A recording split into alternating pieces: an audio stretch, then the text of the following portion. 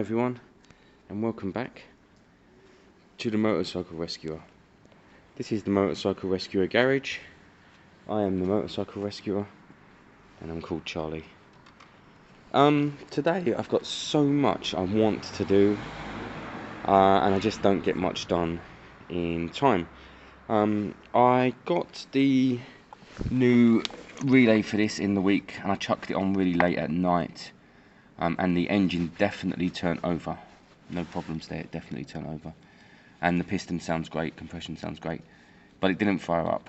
So I just need to go over bits and pieces. There was a kind of shortage, something did happen there to blow the lead, something went wrong.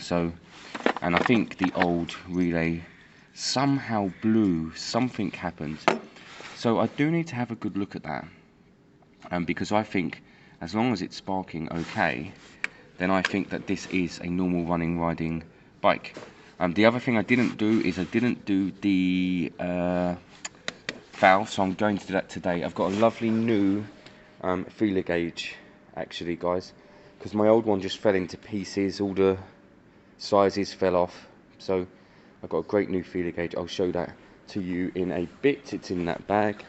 This, guys, is a gazebo. It was raining last week. I thought all these years I've been thinking I need a gazebo, just a quick pop-up one. I went to Argos, I went to Halfords, I went to all them places, couldn't find any. And then I just ordered one on eBay, and it was half the price of the ones I was looking at.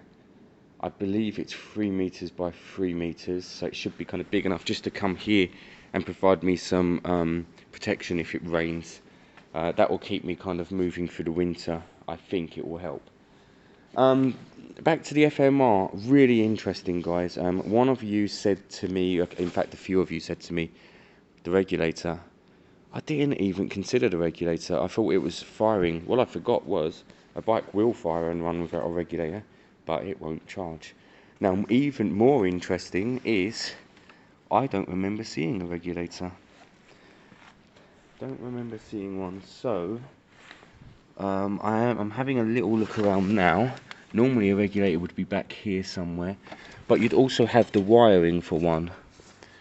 So I need to find the regulator on this bike, give the wiring a clean, and actually there's a big chance that the stator's not out, but the regulator is. So I need to at least find it. What we might also find is wiring for a regulator, and no regulator. So I need to have a good look in here to see what's going on. I have got a new stator if needed, but of course if it's not needed, then I can keep that for another project. All the Chinese regulators on these scooters are the same, all the stators and the regulators actually. But really interesting, guys. The regulator would always be back here, nearly always. It'd be here within, you know, the CDI is right here. The regulator would be somewhere close, and I can't see it at all. So I'm gonna have a good look around, find that, give the wiring a clean, see how it looks, and then I'm gonna consider whether I pop the stator or not and do the change. I have got the tool and I've got the new stator, so that's I've got kind of two bits that I want to do today. Sultan wants his bike done, of course he does, but I don't know if I've got much time. He's doing key worker stuff now, which is nice, but I don't know what he's doing today. To an extent, guys, I kind of don't mind if he wanted to come and pull his bike. I'm not going to tell him that, but he's a little weird though. He tries to turn up sometimes. I kind of don't mind if he takes his bike over there and gets on with it, if I'm being honest. I feel sorry for the little sod, actually. He had a tough week a couple of weeks ago. Yeah. Right. The reason I bought the new feeler gauge... Sorry, guys, this is a bit of a long intro, but it's always good to know. It's because... These are great, by the way. I love them. They're just solid. So they're US Pro ones. They're just in a nice shape. It's because I'm dead set Nat's Knackers Yard bike needs the valves done, and the new coils I bought, I think that will be a beautiful running bike. I've got my head kind of set on that. You know what it is, guys. When you work on a bike and you clean carbs 10 times and you balance carbs and you change coils, you just think you've done it all. But I always knew that them coils from that company just weren't right. And then Nat took a set off me, and you could see they were all loose and wobbly and weird. And then he happened to buy the same ones by mistake, really. And then I think we've gone around the same circle. To be fair, when you Google them, they are kind of, there's not many that pop up, and they look great. But I can't wait. I really want to get that done today or tomorrow. Right, where am I going from here? I've got to find the regulator on here in case there's hanging wires and no regulator at all. There's a big chance that that is the issue.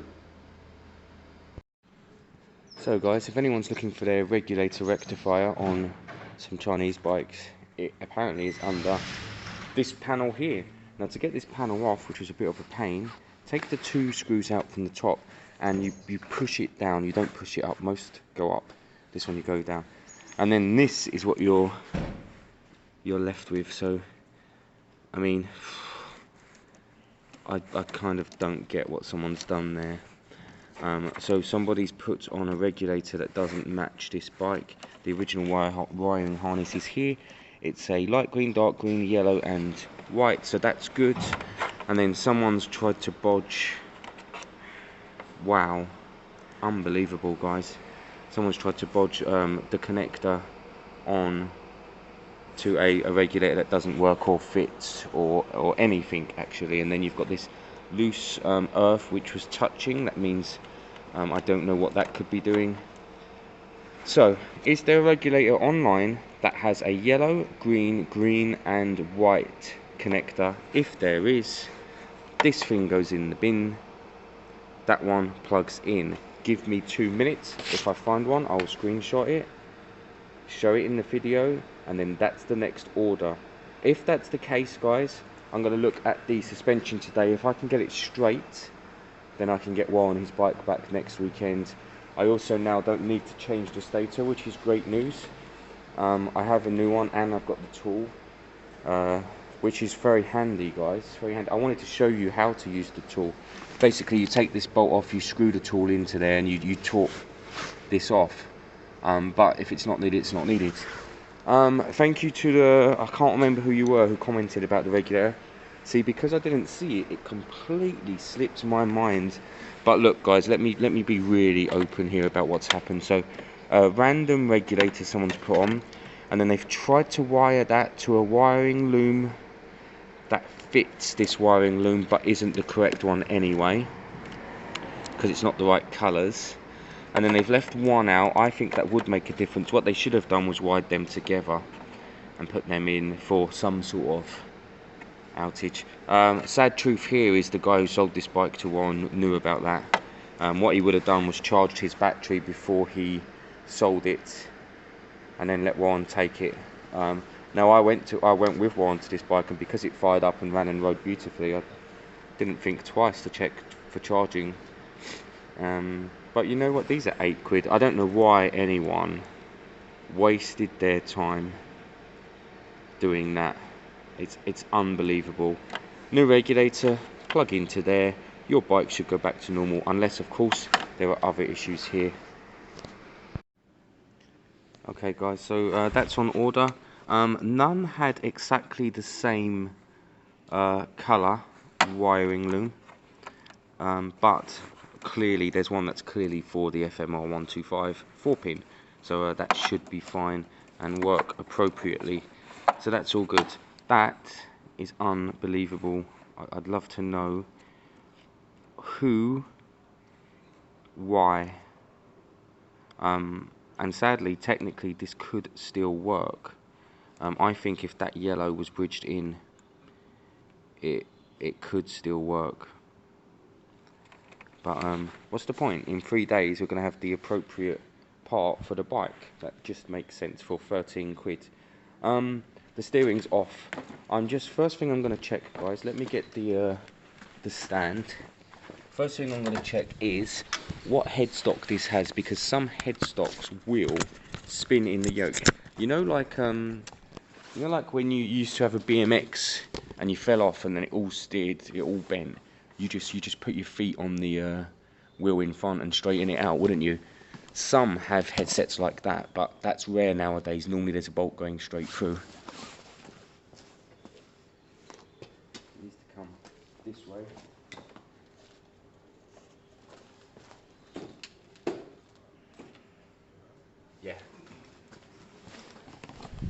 Yeah, so clearly it's not that. So you cannot turn this head, guys, because there is a bolt there that goes straight through. So you cannot turn this head. So you can't fix the problem from there. Now, I have to take you back off the stand one moment. Next step here is, the only way to do it now is to turn them within the forks there. So you'd have to undo them bolts, straighten it and torque them back up. That is the only way to make them straight again. So that's what we're going to do. I'll get in there with, I won't need to take this front off actually, which is good. I'll get in there, I'll straighten it out, and it'll be fine as long as it's not bent anywhere else. We'll know how straight it is because it will sit, the mudguard always sits better. It'll be in front, it'll be in center with the wheel, won't it? At the moment, look, this comes down here and there's the center line of the wheel. It's off. So if it's all straightened, that will sort itself out and be here. So I'll show you that later. That's how you judge. And then you always actually follow the lines anyway off the bike. And that's how we knew it was bent to start with. So yeah, it's a shame I haven't got. I'm gonna have a little look just in case I have a regulator, but I don't think I do. It's not the kind of thing I just have laying around. I have the odd old CDI and stuff in there, but not a regulator. But this is shocking. This is, I mean, I'm so shocked actually about this. It's unbelievable.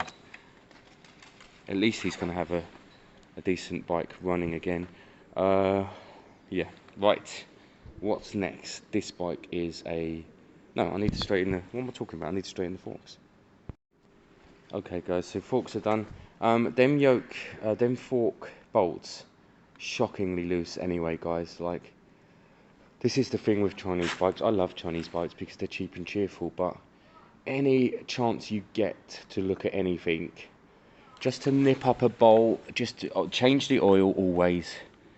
When you buy these bikes, change the oil always, put a good quality oil in. Because if they came out of the factory with their oil, it's crap, it's water. Put a good thick, good quality oil in, but them fork bolts were so loose compared to what fork bolts would be on any other bike, guys. So they're nipped up now. Now we'll look at the line off the bike now. Straight down. Here, straight down. Straight down. And it's straight. Now the one thing that's slightly off-putting is because of the memory of the plastic. This is still slightly off. Well, it's not, it's close actually, it's close. But it's very, very slightly off, which throws your eye out. So I've judged it by the center line of the tyre, center line of the bike, center line of the steering, and I've tested it. So he's very lucky, his steering is okay now. Hopefully one plug and play part, and he's back on track, hopefully. That's good. I was considering messing with this and seeing if I can get it to work, but somebody else already has. You know, what's the point? They should have added the yellow in. They should have just crossed it, you know, just put it together and added the yellow in. But yeah, I mean, if you're really, see, look, you see how my mind works, you guys. So blue and black will be the direct spark. And then we had one yellow. What did we have? One yellow.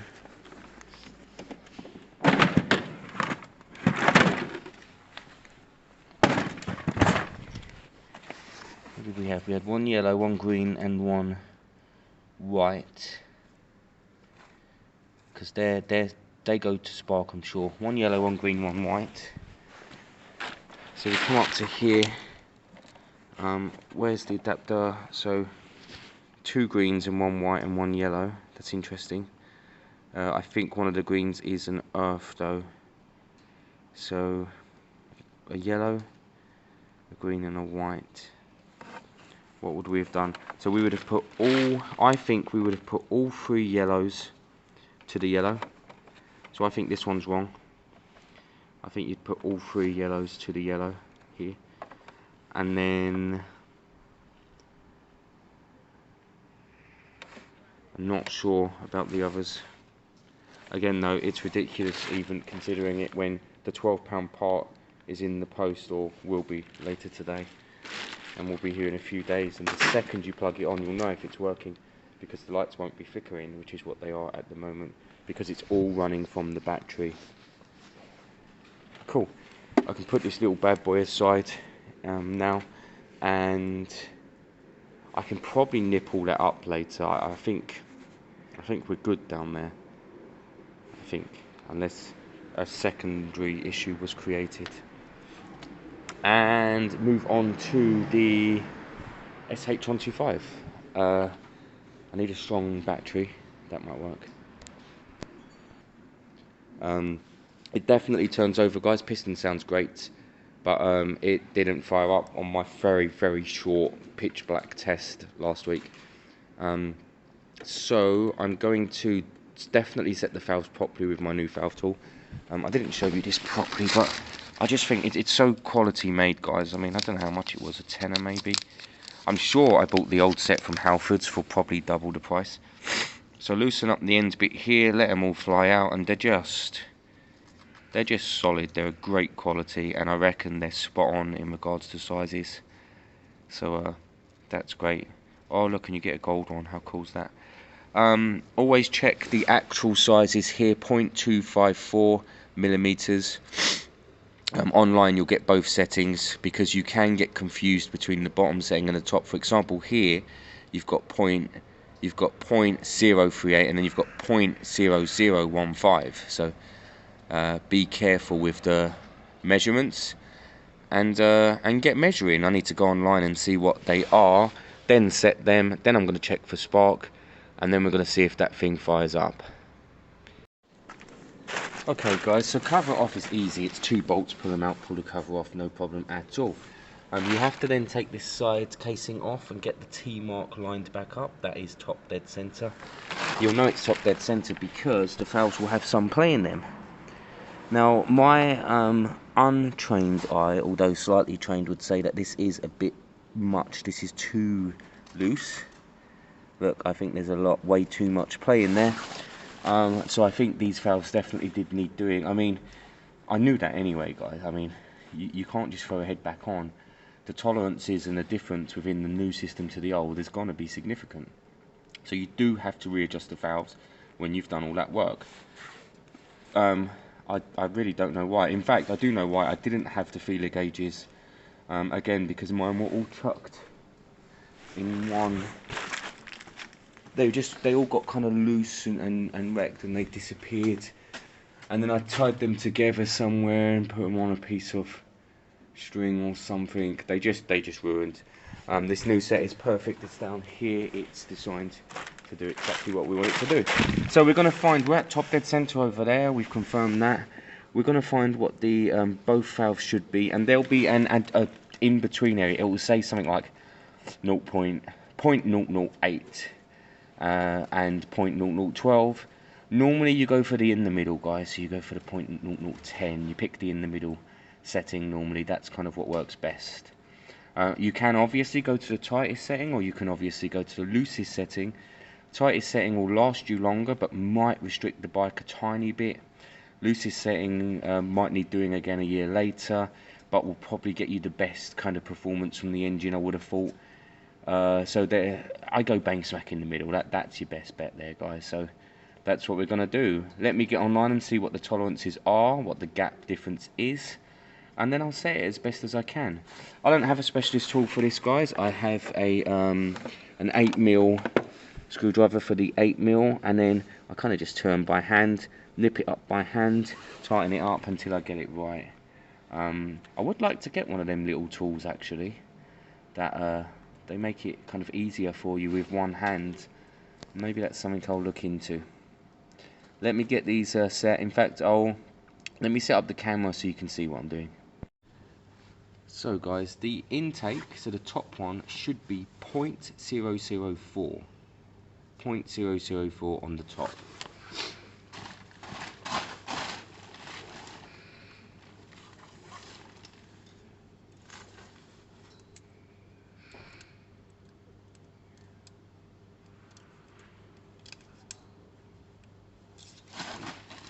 Seems like it is really.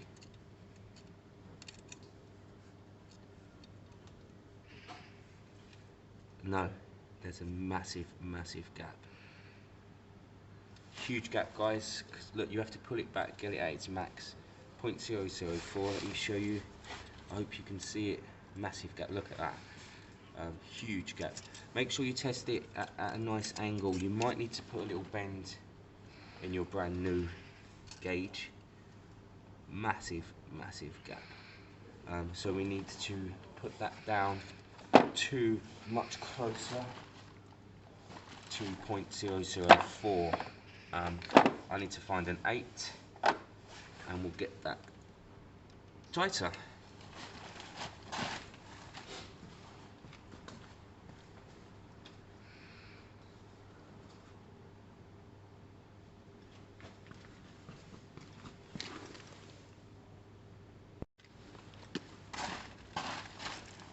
Got my 8. Let's nip this off. Oh, maybe. I don't think it's a 10. Oh, maybe it's an awkward 9, guys. Yes. Let's go and find that awkward 9. There's your 9. There you go. You just need to nip it off. The rest you can do by hand. Let's see. Right, 004. Right, where was I? 0.004. Bit of oil on it, guys. Where are we? Fair amount of.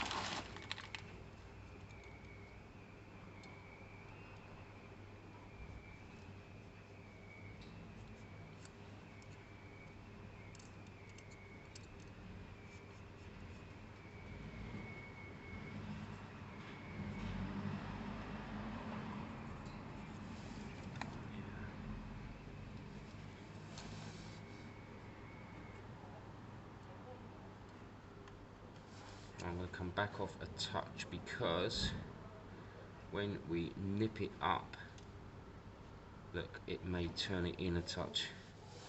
That's what happens.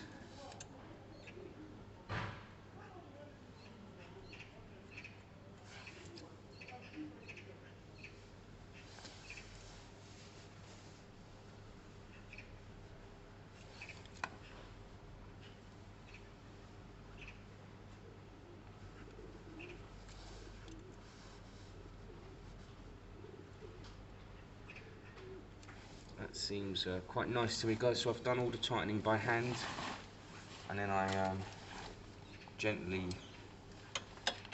nip up, and then we check it again because sometimes this bit here can change the setting. There you go. Double check again, put a bit of oil on it.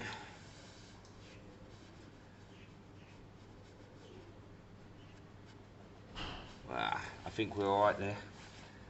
004 is the intake, 009 is the exhaust, 0.009 is the bottom one down here, guys, 0.009. We're still at top dead center, so we're still at our settings.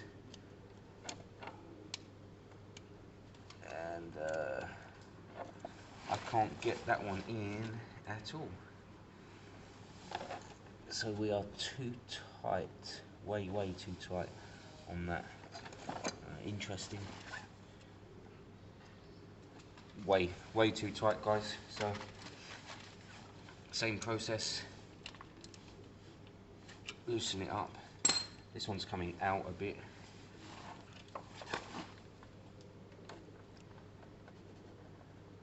Still a touch tight there. It's quite a lot of drag. There's a lot of pressure on this one.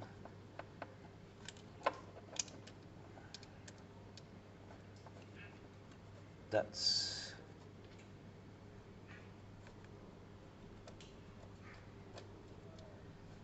nicer. Go as strong as you can by hand so we don't throw it. Nip it back up really gently, guys, with the ratchet. Double check again, put a bit of pressure on the arm, pull it out a touch, just make sure it's at its max. Lovely. That's it, guys, that's the setting. So as long as everything else is good, it's all sparking and all of that, then this bit is fine and done.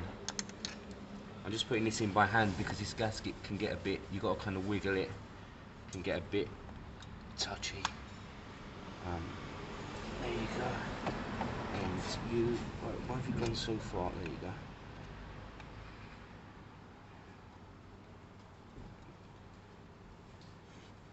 So these valves are set correctly now, guys, as long as, of course, the settings that I found were the right ones I believe they were.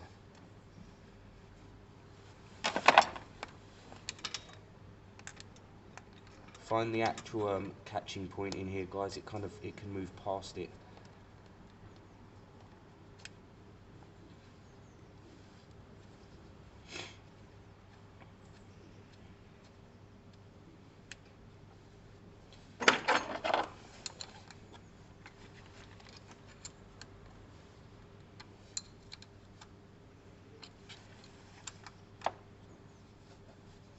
Great. I'm going to connect the spark back on. All the electrics seem fine. I need to kind of do these bits more securely after, but I'm going to fire this thing up and see if it fires. Jake reckons there's a problem with sparks, so we don't know. But valves are set now, so I think the valves could have stopped it starting last time. You know what? Let's do it. Let's bite the bullet. Let's get this. Let's get some power to this and see what happens. So we're hooked up with power, guys. Because it didn't start in the week, I don't expect it to start now. It'd be lovely if it did.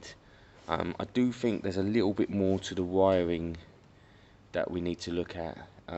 If we get lucky, it fires up, and I just need to throw the variator system back on. But we'll see. Let's throw some power through it. Let's turn it over. You never know.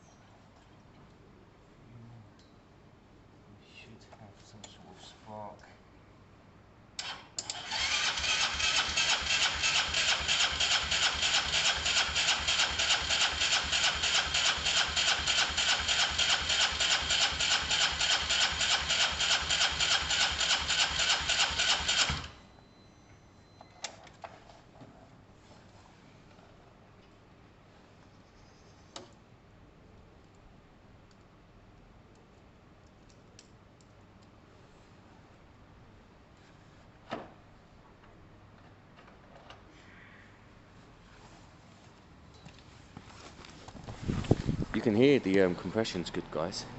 I'm just going to check the wiring on here now. I don't think any of this wiring would affect spark, if I'm being honest. I just don't think it would. Fuel level seems fine, and it had plenty in there before, but I did mess with the fueling, of course. Yeah, there's plenty in there. Yeah, but I did mess with because I took the injector out. So what am I doing? What am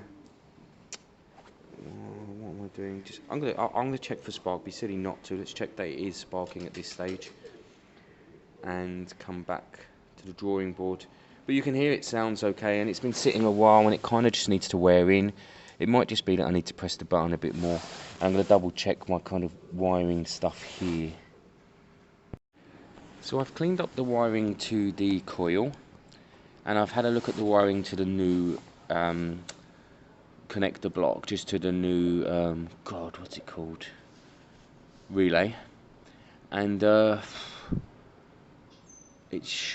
all seems okay. I haven't tested spark yet. I want to try it again, just get it all kind of bedded in, and then I will look at spark. If it has spark, then I need to check that I've set the timing right. There's a risk that I haven't set the timing right, and that I need to go full circle round with the T mark, and set all the timing again, if that makes sense. But I doubt it. I do doubt it, but we'll see.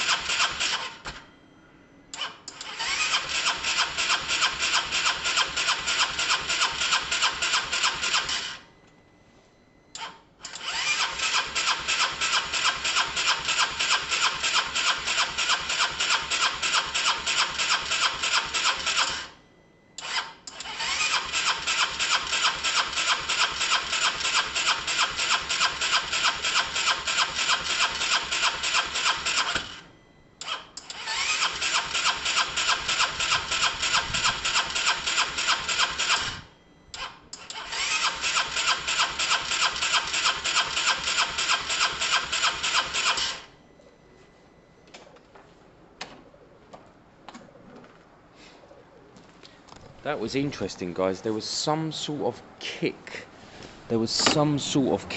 Something. I'm going to try again a couple of times in case it's just all the fuel's just getting round. But listen, you might hear the kind of kick. It's when I came off. It was almost like compression overload though, which was weird.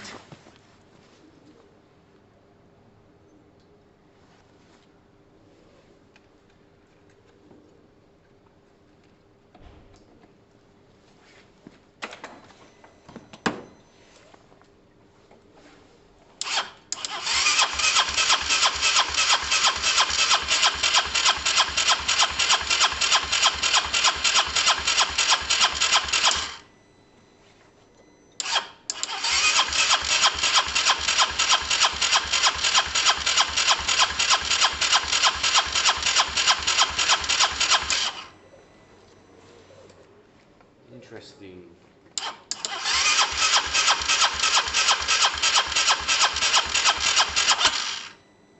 There was that weird kick.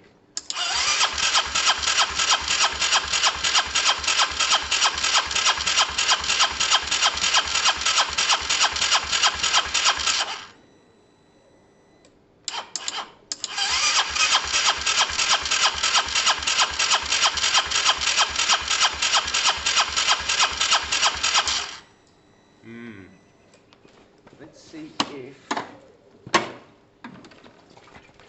I don't know. I mean, it should start every time, shouldn't it? So I'm going to try spraying a touch of brake cleaner through, probably through here or somewhere, to see if we get something. I'm not really sure at the moment. We don't know if we're actually properly getting fuel, but we should be. Basically, we've had this engine kind of pulled a lot, so we need to check all connectors and things and make sure everything is where it should be and doing its job. So I'll have another little look. So we've got great spark, guys, even with the side stand down. Look, watch the spark.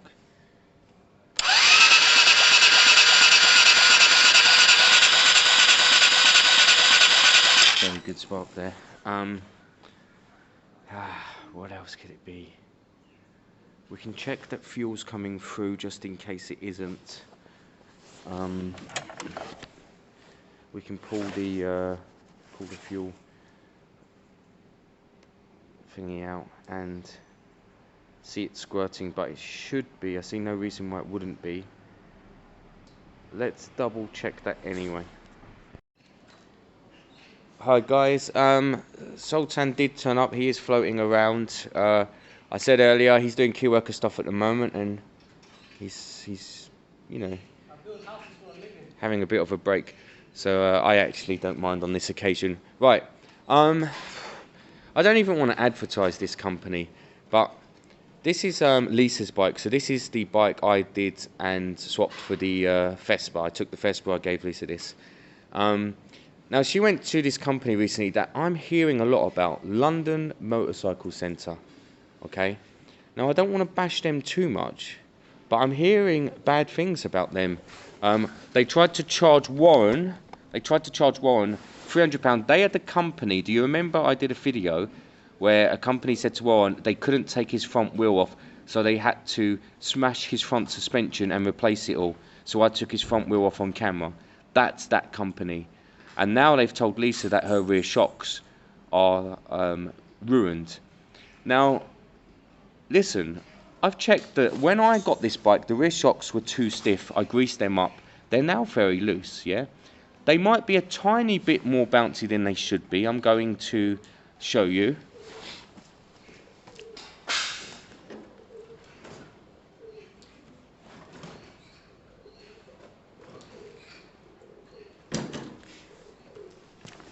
But this company that I'm hearing lots of bad stuff about has once again tried to take advantage of someone. They told her that that was so dangerous they can't believe she made it there. They told her that it was only the left shock that's gone completely. They told her it was broken and snapped. Guys, broken and snapped? Where? And they tried to sell her a Honda PCX 2020 plate, brand new apparently, for 900 quid. Now if they have that bike and it's legit for 900 quid, then I'll buy it myself. Sultan, you'll buy the PCX 2020. In fact, Jake will buy it. For 900 quid, yeah. Brand new. 900 quid. It really pisses me off, guys, when mechanics take advantage of people. They need to stop it, and I'm going to keep an eye on that company, and I'll expose them every time someone comes to me and tells me Lisa hasn't used her bike all week because they told her that it was so dangerous that they can't believe she made it to Wembley, guys, a 20-minute ride, and that if the police pulled her over, she would be arrested for riding her bike. Now, you saw me bounce that bike. It's bouncy. It settled down quite quickly. It did not continue to bounce. So absolutely winds me up.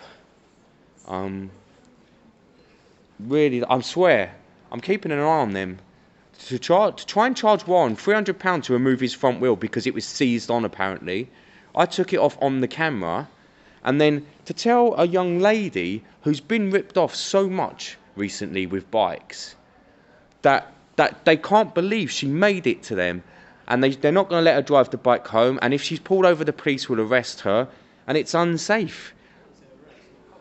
Honestly. What are you working on now that you're invading my personal space? So I'm basically cutting so everything on the ER5, everything's pretty much sorted except for the rear. I'm just fixing on the That's right. That's right. What? Yeah. You're fabricating the plate, so that's right. So I felt last week that it was too flimsy, the plate, so it was kind of flexing too much. It's not a long-term solution. So we're making the actual long-term solution. What? Yeah. So we're using the same stainless, and we're kind of doubling, maybe tripling it up to make it the right thickness for it to hold its shape that we bend it into for the plate to attach to. And then this bike is genuinely very close to being done. The only thing we noticed today, I warmed this bike up earlier, sounds and runs beautiful, guys, but the whole overflow pipe is producing fluid, which means it does need an overflow tank to be able to then put fluid back in to the system. So it does need that circulation system, Problem is, we've got this one that's pumping out, but where does the pipe that goes back in go? You see, there should be a pipe that comes back and goes back in. That's coming from the calves.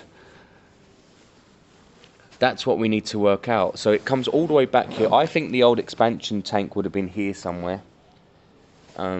This comes all the way back here, it plugs in, the expansion tank fills up. This goes round, and then it comes back through, and it goes back into the system, goes back somewhere.